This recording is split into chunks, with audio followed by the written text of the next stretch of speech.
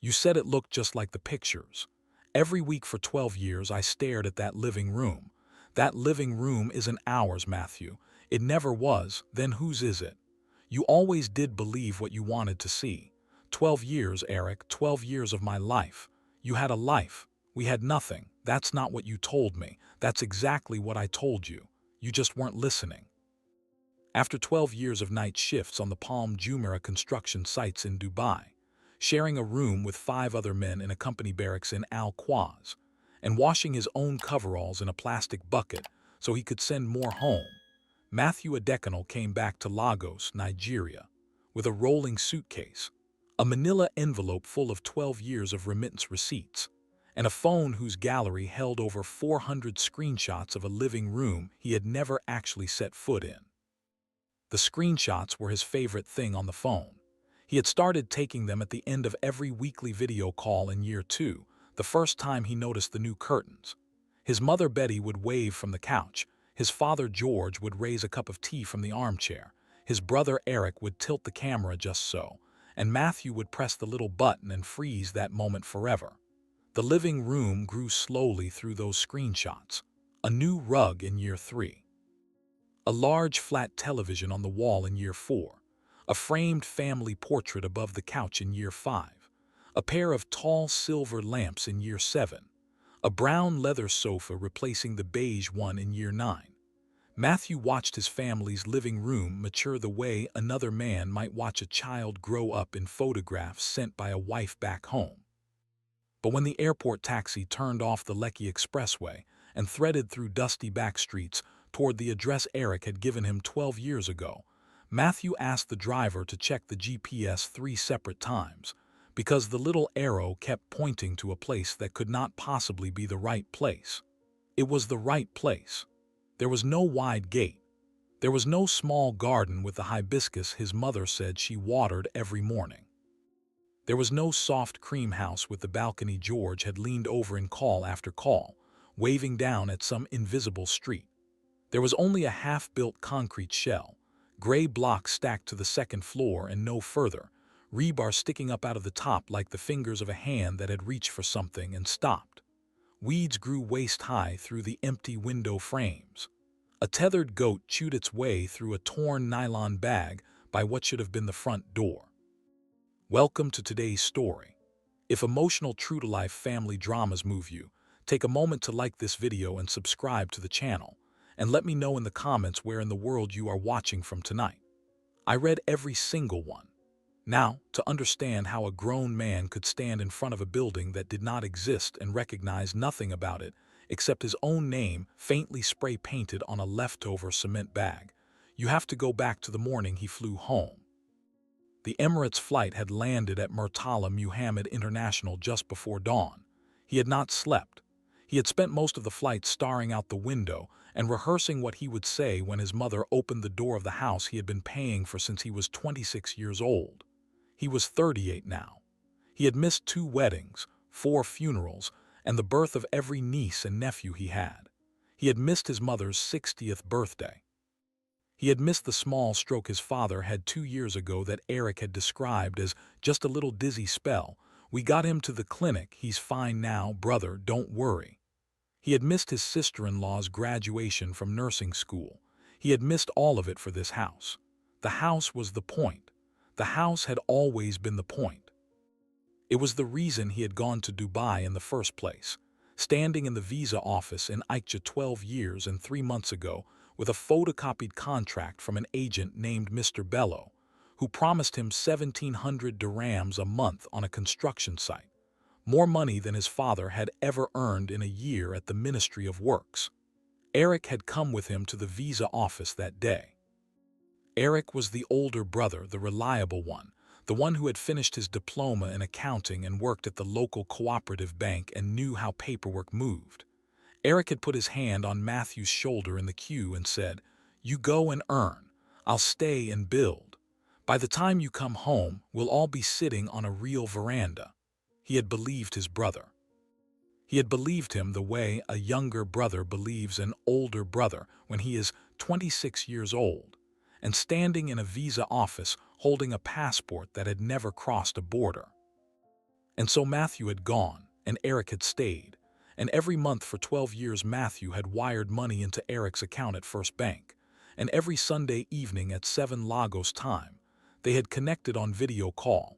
And Matthew had watched his family in a living room that was slowly, month by month, becoming the family home he had always dreamed of coming back to.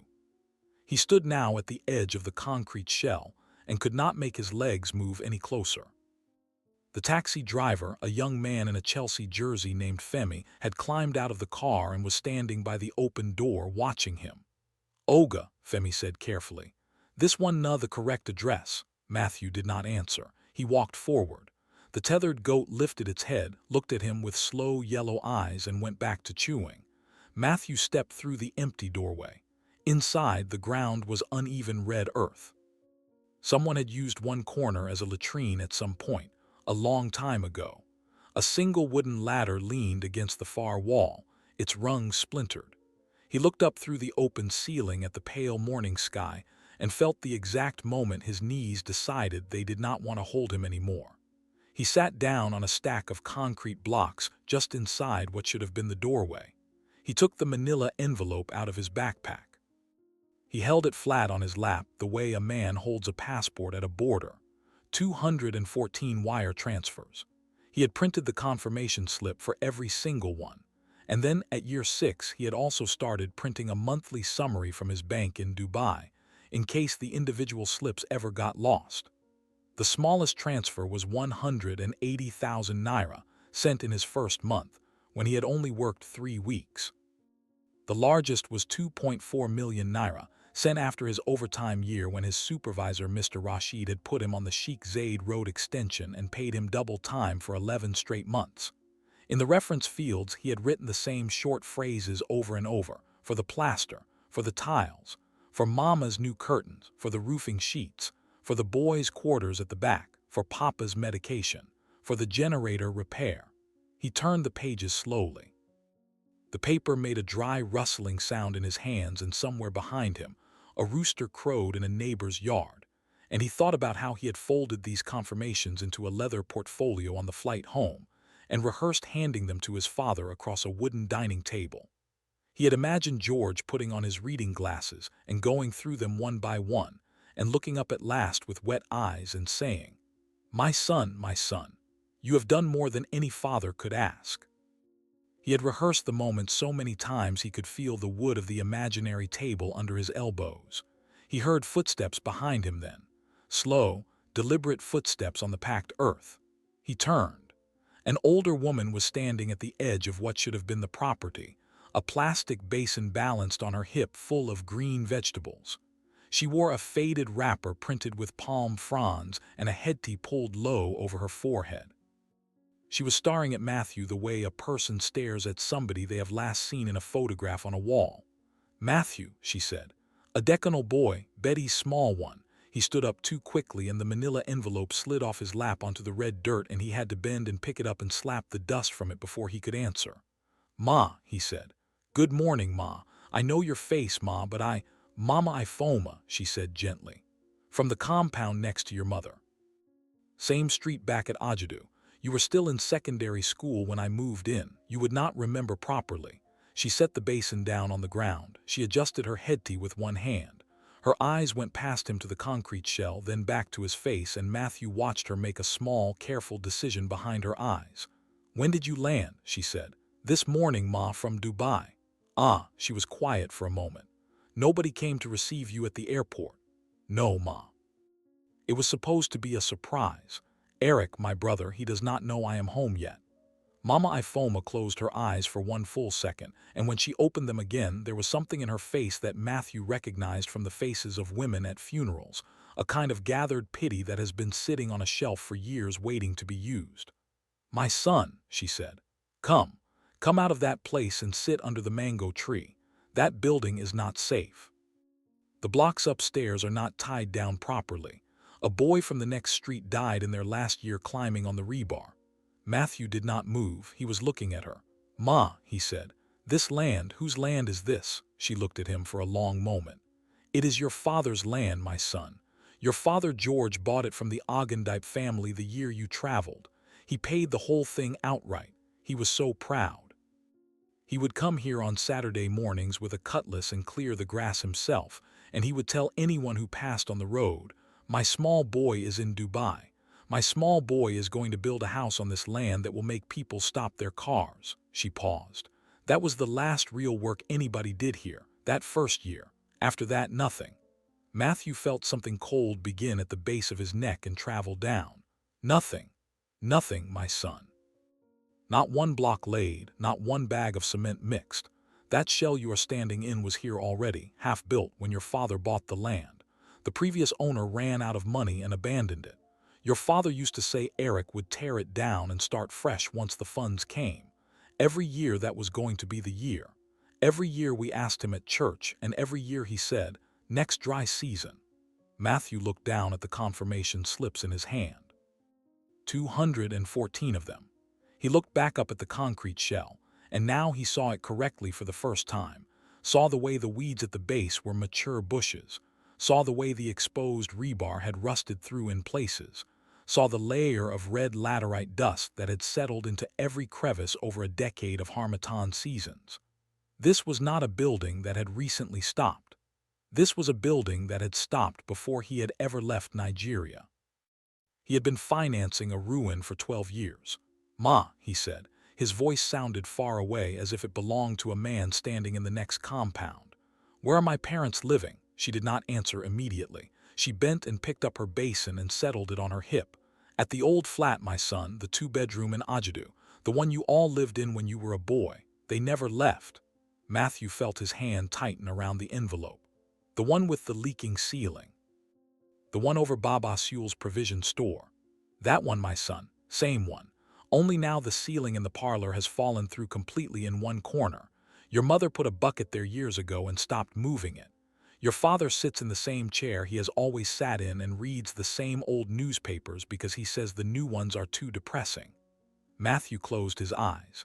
He saw, very clearly, the living room from his 400 screenshots, the cream walls, the brown leather sofa, the tall silver lamps, the framed family portrait above the couch. He saw it, and then he saw it dissolve. "Ma," he said, "the living room, the one they sit in on our calls, cream walls, brown sofa, big flat screen on the wall, 2 silver lamps, a family portrait above the couch. You know it." Mama Ifoma looked at him for a long, careful moment. "My son," she said quietly, "I have been inside your parents' flat many times. There is no such living room. Your mother's parlor has a green sofa she brought from her own mother's house in 1987 and a small television on a plastic table and one framed wedding photograph on a nail. There has never been a leather sofa in that house. There has never been a flat television. There has never been silver lamps." She paused. "Whoever you have been calling on that phone, my son, you have not been calling that flat." Matthew sat back down on the concrete blocks. He put the envelope down on his knees.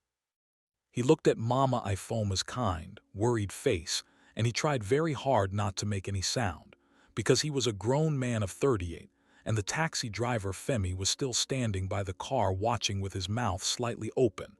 And there is a way a Nigerian man does not cry in front of strangers even when the world has just come apart in his hands. He breathed in through his nose. He breathed out through his mouth. He did it 3 times. Then he said, "Ma, can you take me to my mother?" She did not ask any more questions. She just nodded and picked up her basin again and pointed toward the taxi. "Get in your car, my son. I will sit in the front and show your driver the way. It is not far. 20 minutes if the traffic on Ishiri Road is merciful, which today, God willing, it may be." Matthew stood up. He walked back to the taxi. Femi opened the door for him without being asked. Mama Ifoma settled her basin between her feet in the front passenger seat and gave Femi directions in the calm, patient voice of a woman who had given directions to many drivers many times. Matthew sat in the back and looked out the window and did not see anything he was looking at. The Lagos morning was building around them, hawkers weaving between cars with plantain chips and phone chargers and copies of the Punch. A woman with a tray of bread balanced on her head, threading through the traffic on an overpass. A bus conductor hanging out of a yellow Danfo shouting for passengers to Oshodi. Matthew watched none of it. He was looking at the 400 screenshots in his head and beginning to notice, one by one, the small strangenesses he had trained himself over 12 years not to see. The way his mother's smile never quite reached her eyes on the calls. He had told himself it was because she was old, because she was tired, because she was overwhelmed by the technology. He saw now that it was because she had been performing. The way his father George's hands were always folded on his lap, always still, always in the exact same position. He had told himself it was because George had become a quiet old man in his retirement. He saw now that it was because George had been holding himself in place, remembering not to look at something off camera. The way the same 3 or 4 objects appeared in every single call, the leather sofa, the silver lamps, the framed portrait, but the small details around them shifted. A cup on the side table one week that was gone the next. A newspaper on the coffee table that was a different newspaper. A vase of plastic flowers that moved from one lamp to the other and back again, week to week, as if somebody were rearranging a stage. Because somebody had been. Matthew put his face in his hands. Not to cry, to think. 12 years, 52 weeks a year, 624 video calls, give or take, allowing for the ones he had missed when he was working night shifts on the tower cranes and could not get to a stable signal. 624 times somebody had staged that living room. 624 times his parents had walked into it, sat down, and lied to their own son. He did not want to believe his mother had lied to him. That was the part that would not sit still. Eric he could believe. Eric he was, minute by minute in the back of that taxi, beginning to see clearly for the first time in 12 years. But Betty, his mother, the woman who had woken up at 4 in the morning to prepare his school lunch of jollof rice in a plastic container, who had walked him to primary school every day for 6 years, because she said the Danfo drivers were reckless, who had cried on the phone for 20 minutes when he told her he had gotten the Dubai contract, and then told him to go because she said no mother stops her son from feeding his future. She would not have lied to him for 12 years. She could not have. There had to be some other explanation, and Matthew held that thought in front of him like a lantern all the way through the Lagos traffic, because the alternative was more than he could carry. The taxi turned off Ishery Road onto a narrower street he half remembered, past a shop that had once sold cold Fanta in glass bottles and was now a place that recharged phone batteries for 50 naira, past a barbershop with a hand-painted sign showing 6 different hairstyles, past the small green mosque on the corner where the muezzin had woken him every dawn of his childhood. Femi slowed the car. Mama Ifoma pointed. There. The yellow gate. Number 17. Baba Sewell's shop is on the ground floor. Your parents are upstairs. Go up the outside staircase at the back. Matthew paid Femi. He paid him double. Femi tried to give the change back and Matthew waved it off and Femi understood and did not argue. Mama Ifoma got out with him. She said she would wait at the bottom of the stairs with her vegetables. She said she did not want to intrude, but she would be there if he needed her. Matthew thanked her without being able to look at her properly, and then he walked around to the back of the building and looked up at the narrow concrete staircase that climbed the outside wall to a wooden door on the 2nd floor. He knew that staircase. He had run up and down it 1,000 times as a boy. There were 19 steps. He had counted them once when he was 7, and the number had stayed with him. He climbed. His legs were heavy. At the top, the wooden door had been painted so many times its edges were rounded and soft. There was a small handwritten sign taped to it that said in his mother's handwriting, God's own home in blue biro. He knocked. He heard a chair scrape inside. He heard slow footsteps. He heard the small metallic click of the interior latch being turned. The door opened and there was his mother. Betty was smaller than she had been on the calls. That was the first thing. She had shrunk into herself the way older women shrink, her shoulders rounded forward, her wrapper hanging looser on her hips. Her hair was covered by a simple green scarf tied at the back, not the ornate headtie she had worn on every single video call. She was wearing a house dress with a small tear at the neckline that had been carefully mended in thread of not quite the right color. Her feet were bare. Her hands, when she raised them to her mouth, were thin and spotted, and there was no gold on any finger. On the calls, she had always worn her wedding ring and a small gold bracelet that Matthew had sent her in his 3rd year. Neither was there now. She saw him, and she did not say anything for what felt like a very long time. Her hand at her mouth began to shake. Then she said his name, not the way she had said it on the calls, brightly, cheerfully, "Matthew, my son, so good to see your face," but the way she used to say it when he was a small boy and had fallen off the wall behind the house and come to her bleeding from the knee. Matthew, just that, broken in the middle. She reached for him with both hands and pulled him inside the flat and closed the door behind him and stood with her back against it as if she were afraid something might follow him in. Matthew looked around the parlor of his childhood and saw everything Mama Ifoma had warned him he would see. The green sofa from 1987 with a crocheted antimacassar over the armrest where the fabric had worn through. The small television on a plastic table. The single-framed wedding photograph on a nail, his parents in 1978, young and thin and hopeful, his mother in a white lace gown, his father in a suit 2 sizes too big for him. In the corner of the ceiling, exactly where Mama Ifoma had said it would be, there was a hole the size of a dinner plate, and beneath it, on the floor, a blue plastic bucket with a rust ring inside it from all the rainy seasons it had caught. His father George was in his armchair. The same armchair. Not the leather one from the calls, but a wooden-framed chair with a foam cushion covered in a brown fabric that had faded to gray in the seat. He was holding a folded newspaper. He looked up. He saw Matthew. The newspaper slipped from his hands and slid down onto the floor, and George did not bend to pick it up. He tried to stand. His legs did not quite manage it on the first attempt. He tried again, and Matthew crossed the room in 3 steps and took his father under the elbows and lifted him gently the rest of the way up, and George put both his hands on Matthew's face and held it there and looked at him. "My son," George said. His voice cracked in the middle of the word. "My son, my son, my son, you have come. O God in heaven, you have come." Matthew could not speak yet. He held his father. His father was thinner than he had been on the calls. His shoulders under the thin cotton of his shirt were nothing but bone. Matthew realized in that moment that the shirts George had worn on video calls had been carefully chosen, collared shirts, buttoned all the way up, dark colors that hid the frame underneath. In real life, George was wearing a faded singlet vest and a wrapper tied around his waist. Matthew could count the ribs through the vest. Betty came and stood beside them and put her hand on Matthew's back. The 3 of them stood together in the middle of the small parlor for a long time. No one spoke. Then George sat down slowly in his chair again, because his legs would not hold him any longer, and Betty went into the kitchen to boil water for tea, because that is what a Yoruba mother does when her son has come home, even if the world is ending.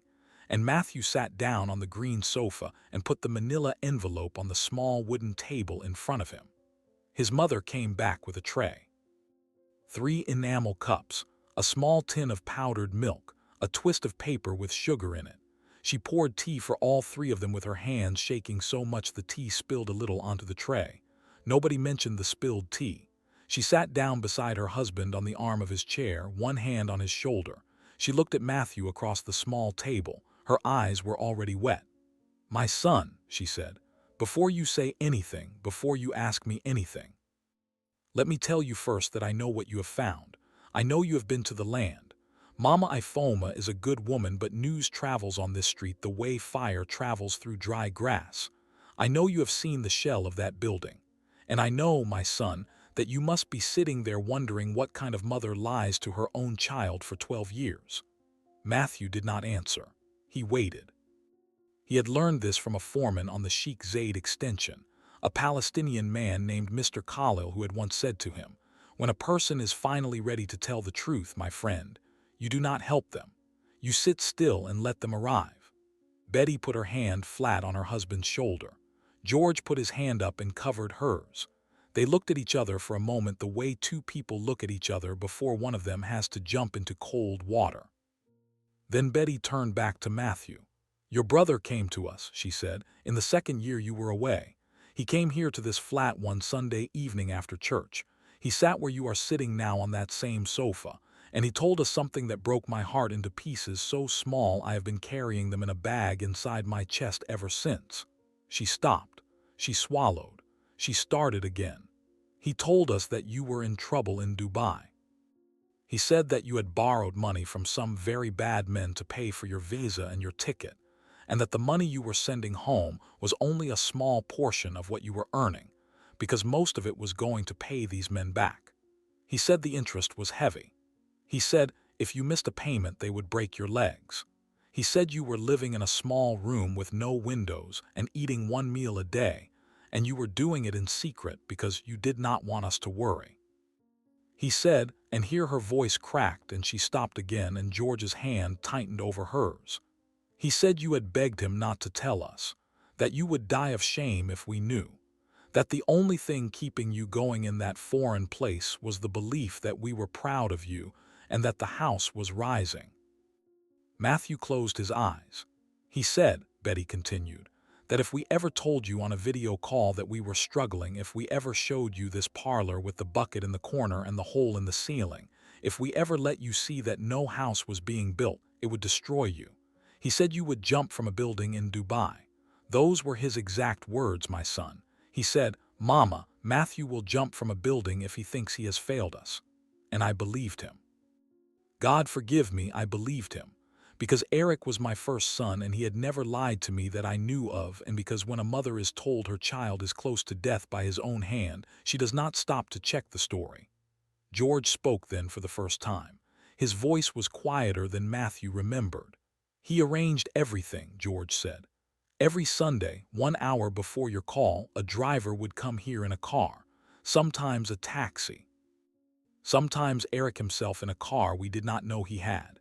He would drive us to a place on the mainland, a big showroom in Lekki where they sell furniture. Room after room made up like real rooms. Bedrooms, dining rooms, sitting rooms. Eric had an arrangement with the manager. For a small fee, we could sit in one particular sitting room for 1 hour and use it for our call. Eric would set up the phone on a little stand. He would tell us where to sit. He would tell us what to say. He would tell us what not to say. If you asked about the boys' quarters, we should say the plaster was drying. If you asked about the roof, we should say the sheets had come. If you asked to see the kitchen, we should say the light in there was bad and next week we would show you. Matthew opened his eyes. He looked at his father. Baba, he said, you did this every Sunday for 12 years. George looked at the floor. Every Sunday, my son, except the Sundays when I was in hospital. On those Sundays, Eric told you I had traveled to the village. The stroke. Yes, my son, the stroke. And 2 other times when the blood pressure was very bad. Eric moved the calls to Saturdays and told you I was in Ibadan visiting your uncle. There is no uncle in Ibadan anymore, my son. Your uncle Femi died in 2015. Eric did not tell you that either. He said the family had decided not to worry you with funerals. Matthew put both his hands flat on the small wooden table. He needed to feel something solid. The manila envelope was still there under his palms, and he could feel the edges of the 214 wire transfers through the paper. He looked at his mother. Mama, he said carefully, when Eric told you I was in trouble in that second year, did you ever wonder why the money kept coming anyway? If I was drowning in debt, if the bad men were taking most of what I earned, why did the transfers to Eric's account keep growing every year? Betty looked down at her lap, her hands twisted in her wrapper. My son, she said, and her voice was very small. I asked him 3 different times over the years. The first time in the 4th year, he told me the men had reduced the interest because you had been paying so faithfully. The second time in the 7th year, he told me you had gotten a promotion at your site. He showed me a photograph on his phone of you wearing a yellow helmet and standing next to a white man in a suit. He said the white man was your new boss. The 3rd time, she stopped. The 3rd time was last year. I asked him again because your father was needing medication we could not afford, and I did not understand why. If you were sending so much money home for the house, we could not buy your father's tablets. Eric told me the money for the house was in a special account and could not be touched. He said if we took even 1 naira out for the tablets, the whole construction schedule would collapse and you would blame us. So we did not touch it. Your father went without his tablets for 4 months last year, my son, because we were protecting a house that was not being built with money we were told we could not touch. Matthew stood up. He walked to the window of the parlor. The window looked down onto the small backyard where a woman was hanging clothes on a line, and beyond her at a broken fence, and beyond the fence at the tin roofs of the neighboring compound stretching away toward the highway. He stood there for a long time. He did not turn around. When he spoke to the window. "Where is Eric now?" George answered. "He lives in Magodo, my son. He built a house there 4 years ago, 2 floors, a gate with an electric motor. His wife Chidinma drives a Toyota. Their children go to private school in Aikja. He comes here on the first Saturday of every month with a small bag of rice and a bottle of palm oil, and he sits for 30 minutes and then he goes. He does not stay for lunch. He says he is very busy at his cooperative bank." "He still works at the cooperative bank," George almost smiled. It was the smallest movement of his mouth. "Officially, my son, he is still on their books. But 2 men from that bank came here to this flat 6 months ago looking for him. They said he had not been to work in more than a year. They said they were trying to reach him about some accounts. Your mother told them we had not seen him. They left a card. I have the card in the drawer over there." Matthew turned around. "Baba," he said, "get me that card." George pushed himself up out of his chair. This time his legs held him. He shuffled over to a low chest of drawers by the wall, opened the top drawer, and rummaged with slow, careful hands through papers. He came back with a small white rectangle. Matthew took it. It said Mr. Adekoya Whale, Internal Audit Unit, and gave a phone number and an office address in Yaba. Matthew put the card into his shirt pocket. He came back and sat down. "Mama, Baba, listen to me. I am not going to Eric's house today. I am not going to shout at him today. I am going to do something else. And I need your help, both of you. Are you strong enough to help me?" Betty looked at George. George looked at Betty. Something passed between them that had been dead for a very long time, a small flicker of the 2 young people in the wedding photograph on the wall. "My son," George said, "for 12 years we have sat in a strange room and lied to your face. If you are asking us now to help you tell the truth, we will crawl on our knees to do it." Matthew spent the next 11 days doing quiet, patient work. He did not call Eric. He did not answer the 2 text messages Eric sent him during that period. One on the Tuesday asking if he had gotten paid that month. Another on the Friday saying the roofing man had come and given a new quote, and could Matthew possibly send an extra 600,000 naira before the end of the month. Matthew read them both and did not reply. He put his phone face down on the small wooden table in his parents' parlor and let it sit. The first morning he took Femi's number and paid him for the entire week. Femi drove him to the furniture showroom in Lekki. It was called Grandeur Interiors. 3 floors of imported sofas and dining sets on a wide compound off Admiralty Way. Matthew walked in wearing a plain white kaftan his mother had ironed for him and asked to speak to the manager. The manager was a woman named Mrs. Okonkwo, small and precise, with reading glasses on a chain around her neck. Matthew told her the truth, all of it. He did not soften it.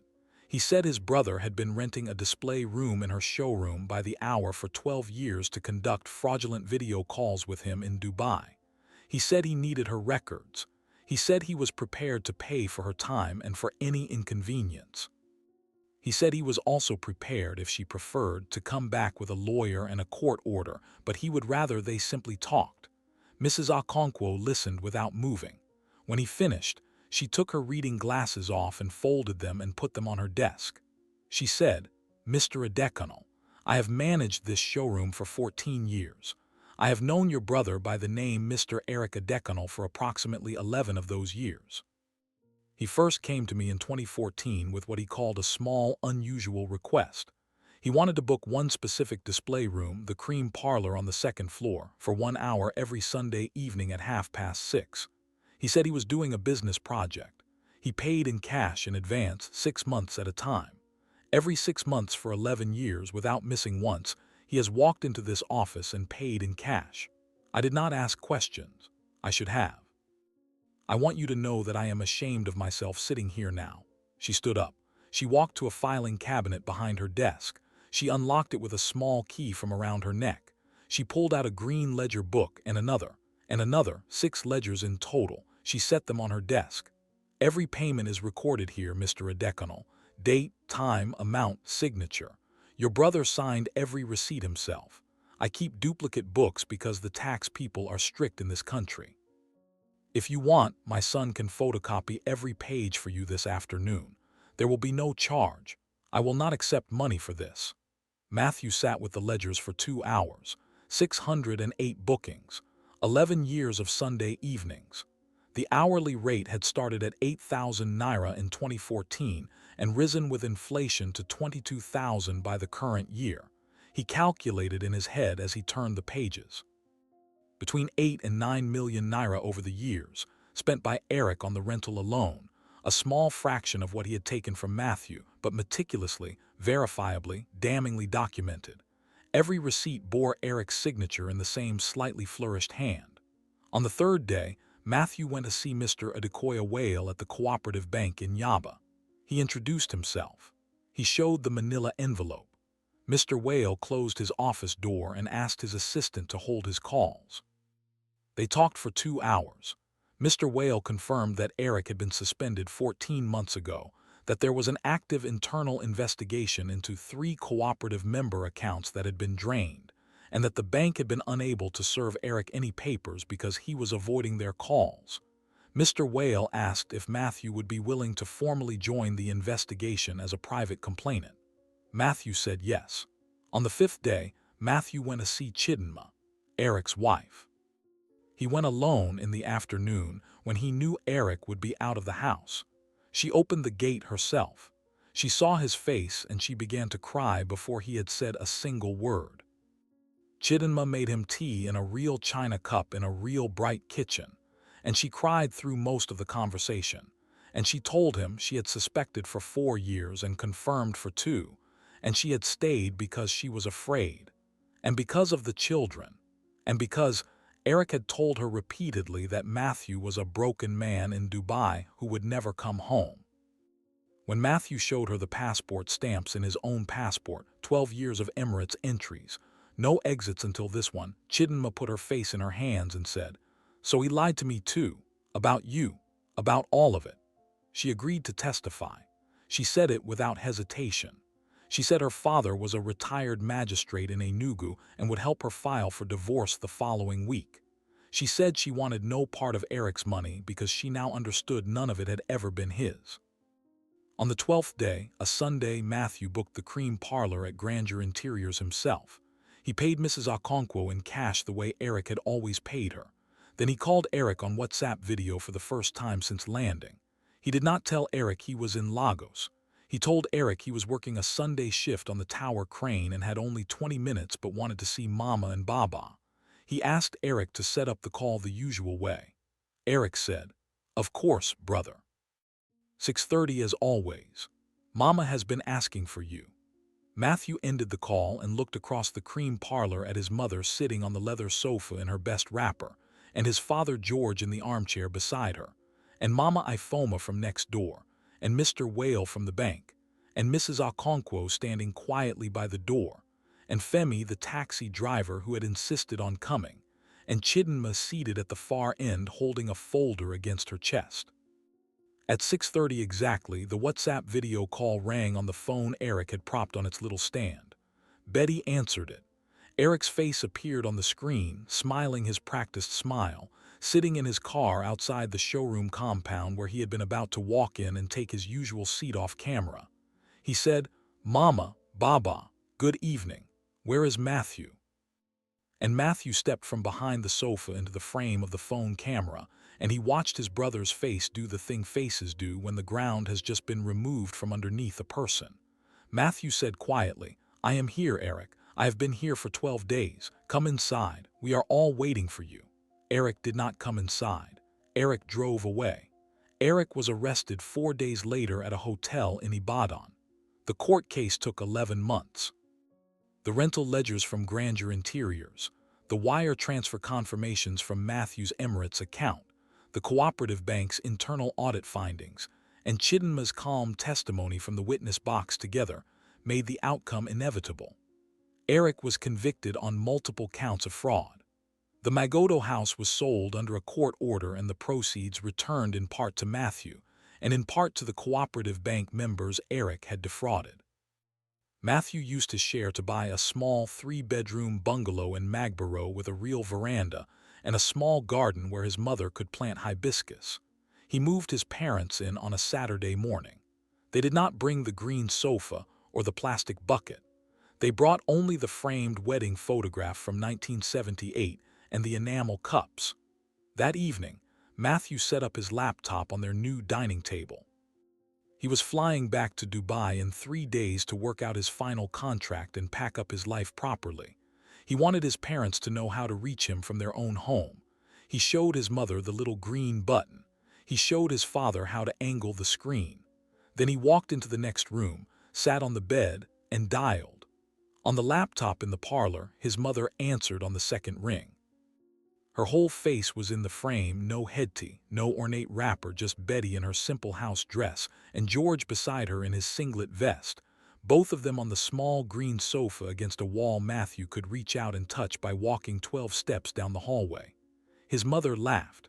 She actually laughed. She said, my son, we are talking to you from our own parlor, from our own real parlor."